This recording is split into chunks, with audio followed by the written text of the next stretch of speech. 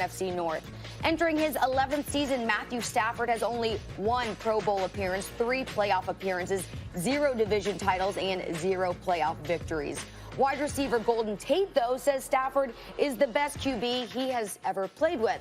All right, now we welcome in Will Cain for this discussion, but Max, we are going to start with you here.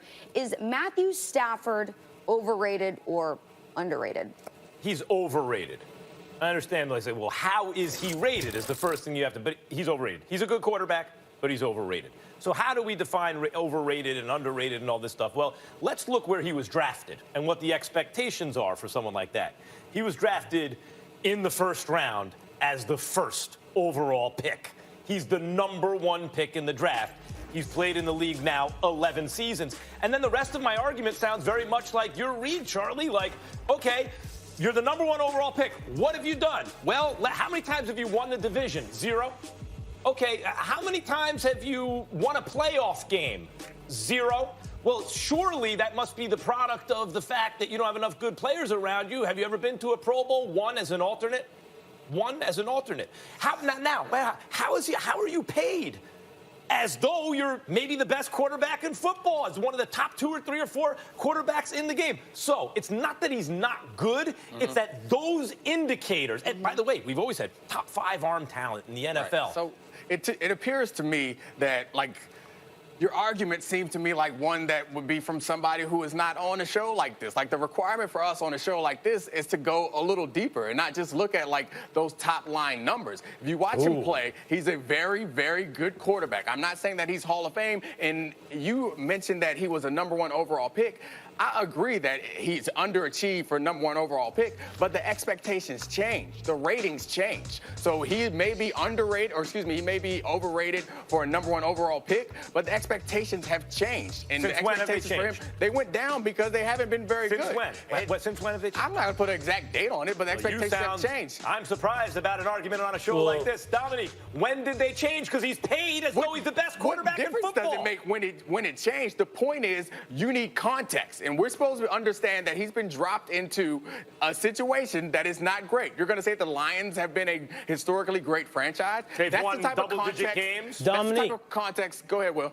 Hey, I'm just curious, what are the expectations here? Because here's the thing. I agree with you. He's not overrated, but you're losing me on your argument. What are the expectations, to Max's point, is you got to win. Like, you got to win something. A playoff game, a division title. You got to win something. So what are the expectations here?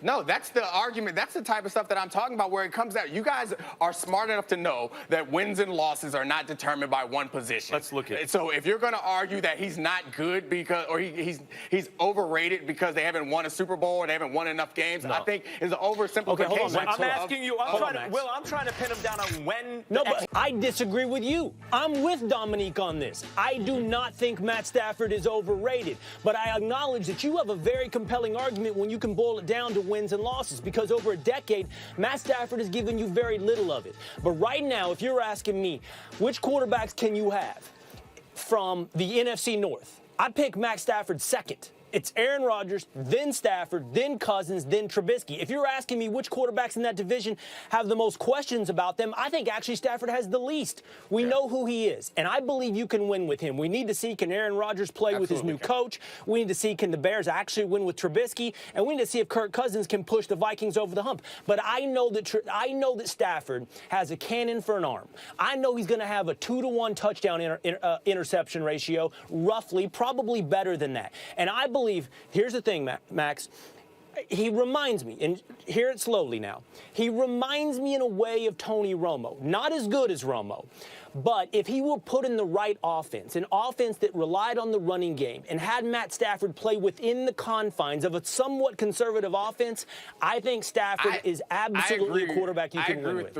I agree with the Romo comparison, and that's my point, is like the conversation is like he hasn't won so he can't win. That's the point. I think he's a good enough quarterback to win with. I think there are lots of other variables that we don't take into consideration when we talk about this guy. I remember when he was up for free agency or coming up on the new contract, the conversation was like, should they pay him or shouldn't he pay him? Like, I thought that was one of the most ridiculous. That's why I feel like people think he's underrated. Here's the problem with both of your arguments.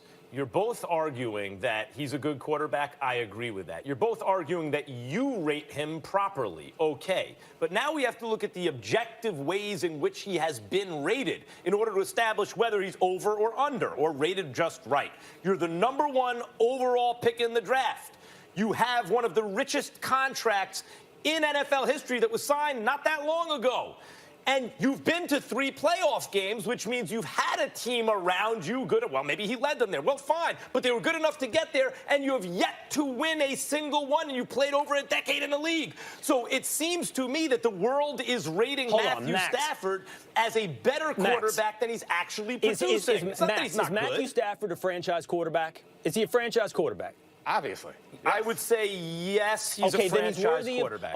Then he's worthy of the #1 overall pick, and you have to put that into the time and the frame in which he was taken. Second, the contract is a terrible way of going about ranking quarterbacks. It's when you get to the market window. It's why I believe it doesn't matter if Dak Prescott is a top 5 quarterback in the league. He's going to have to be paid that way in the short term. And then the league will continue to pay quarterbacks higher and higher. So the fact that Stafford makes $27 million a year doesn't rate him. It's not how we rate him. So the bottom line is Stafford here's the rating. Stafford is about rated. 12, 13, 14. He's about in that range of the league. He went from, like, when we say good, we're talking about starting quarterbacks, right? So 12, 13, 14, he's outside of the top 10. Yes. That's not like MVP level or anything like that. Correct. And it's a little bit better than a middle-of-the-pack quarterback. I agree with you, actually, Will. I think if you said, is Stafford a franchise quarterback? To me, he is just the guy who is on the right side of the line of a franchise quarterback. To me, Kirk Cousins, the answer is actually no. Matthew Stafford, the answer is yes. But that is the line between Cousins and Stafford. And yet, not only is he paid like an elite guy, not only was he drafted like a Hall of Famer, but he hasn't produced when it's mattered most. His numbers have been incredibly impressive since 2011. He hasn't missed a game. Only people who've thrown for more yards than him is Breeze, Ryan, and Brady. So, like, he is up there. I'm just saying See how he's rated? We are not talk about him like that. No one does talk about him like that. That's still the point. Sometimes Only do. I'm talking about him like that. No one talks about him like that because he's not that good. Matthew Stafford has always been top 5 arm talent. If only he could put it together. No one puts Matt Stafford in the top 5 categories. Maybe when you slice the onion that thin of how good is his arm strength,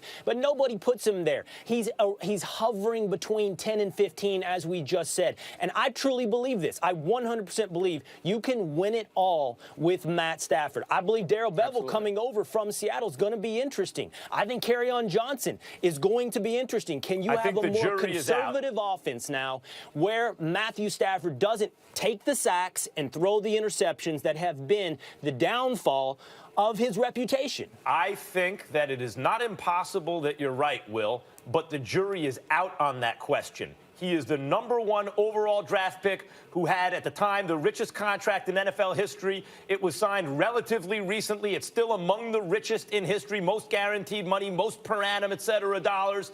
He has made 1 Pro Bowl, has 0 playoff wins, period. So if you want to say he's a middle-of-the-pack quarterback or a tick above, fine. But that's not the way he's been treated. Therefore, he is overrated.